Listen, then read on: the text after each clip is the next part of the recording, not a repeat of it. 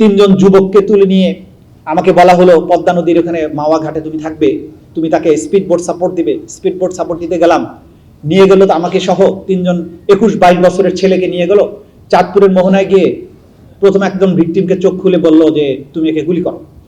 সে officer বলল আমি গুলি করতে পারবো না। এই ছেলেটার দোষ কি? বললে আমি তোমাকে বলছি এটাই কি যথেষ্ট না? বলছে না, এটা যথেষ্ট নয়, আমি এই ছেলের অপরাধ না জেনে তাকে আমি গুলি করে হত্যা করতে পারবো না।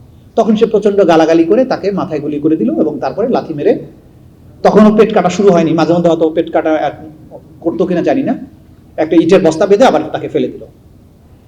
দ্বিতীয় ছেলেটিকে মারার সময়ে উনি বলছেন যে তখন আর পিস্তল ব্যবহার না করে ওকে কাছে টেনে নিয়ে একটা ইঞ্জেকশন বের করলো পকেট থেকে বা ব্যাগ থেকে, ইঞ্জেকশনটা দিল। ছেলেটা তখন এরকম গো গো করতে করতে করতে করতে কাঁপতে কাঁপতে সে মারা গেল, ওকেও ইট বেঁধে ফেলে দিল। তৃতীয়টাকেও ইঞ্জেকশন না দিয়ে আবার গুলি করলো। এই যে ইঞ্জেকশন দেয়া মারার যে কয়েকটা পদ্ধতি ছিল, এগুলো গুম কমিশন তাদের রিপোর্টে খুব স্পষ্টভাবে উল্লেখ করেছেন। একজন ব্যক্তি ছিলেন, আমি নাম উল্লেখ করছি না, সুতরাং এগুলো বিচারের মধ্যে কোনো প্রভাব ফেলবে না, রিপোর্টের মধ্যে এগুলো আছে। যে ধরে নিয়ে প্রথম যে সাদা পোশাকে আসতো, এসে প্রথমে পেছন থেকে তাকে, তো অনেকগুলো ধাপ ছিল। প্রথম ধাপ ছিল মনিটরিং, টেলিফোনে মনিটর করতো, তার সোশ্যাল মিডিয়া মনিটর করতো, তার অবস্থান নির্ণয় করা হতো। তারপরে পিক আপ করা, পিক আপ করার পরেই প্রথমে যখন পিক আপ করে গাড়িতে তোলা হতো, গাড়িতে কিছু যন্ত্রপাতি থাকতো। একটা ছিল হ্যামার, 10 কেজি ওজনের হাতুড়ি থাকতো। কিছু কিছু ভিকটিমকে যদি মনে হতো যে এটার বেশি আর বিচার টিচার দরকার নেই, ওকে মাথায় বাড়ি দিয়ে ওখানে শেষ করে ফেলতো, পরবর্তী সময় কোথাও লাশ ডিসপোজাল করতো।